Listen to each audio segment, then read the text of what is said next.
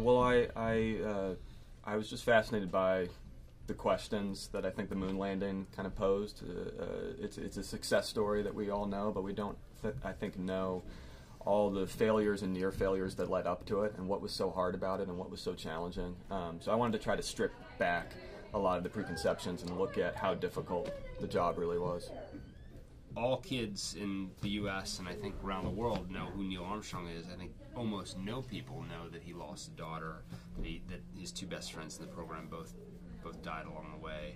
I think it was pretty unknown, the degree, because he was such a emotionally tightly packaged man. It was unknown how much he suffered along the way, and so that for me paired really well with what Damien was trying to do in terms of getting underneath the myth and getting at the actual challenge of the mission. Linus and I started talking really early on about giving it a documentary feel. I think we really responded to just the look and feel of the actual archival footage, especially the footage that the astronauts themselves would take up in the space capsules. 16mm footage by and large, handheld obviously, and it just was a vision of space that I think we hadn't seen before. You know, you think of space in movies often as very clean and sleek and high tech, and this was a grainy sort of restricted POV version of space that felt like an interesting new way in for us.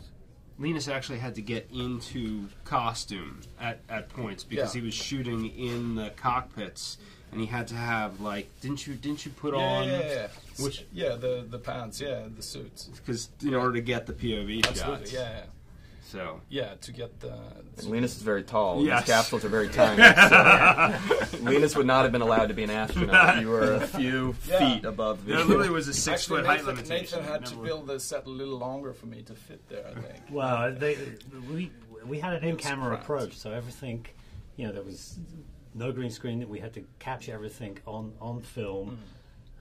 So it was tricky, and we wanted real size, real claustrophobia. So these capsules had to come apart in an immense amount of pieces and go back together, so we could get people like Linus in, and it's all kinds of tricky dimensions. You also had to spin all the sets and everything around and open them up from different angles. It was a huge logistical work to work out the way to shoot actually the space stuff in camera.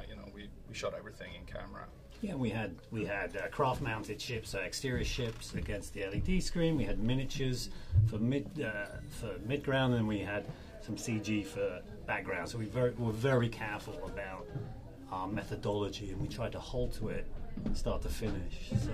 And that was massively challenging. I'd say it's a dream for a writer, because I'm used to writing newsrooms, right? So here I'm writing rocket ships, and then I'm seeing these guys build them and bring them to life. Coming to set was I was like a kid every day, because I'd see oh my god, it's the X-15, right? I've been researching, and there it is, and there's the real cockpit, and the detail with which Nathan was able to reproduce these, and he had to learn how to fly these things to understand how all the buttons work. I think we all had this sort of learning curve. It was like, what does this button do? And it's like, of course, every ship, every alteration of that ship, every number of that ship changed.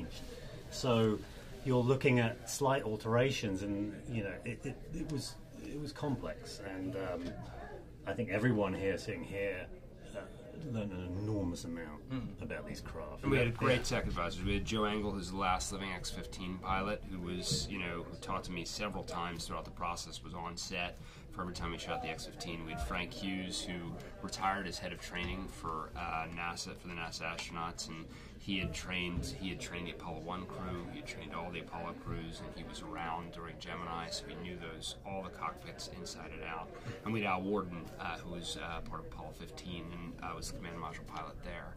So it was pretty wild to have him explain and Collins I would call on the phone as well. So between Collins and Al Warden explaining to Lucas how to actually, this is how you do docking and separation with the LEM once you get out into space.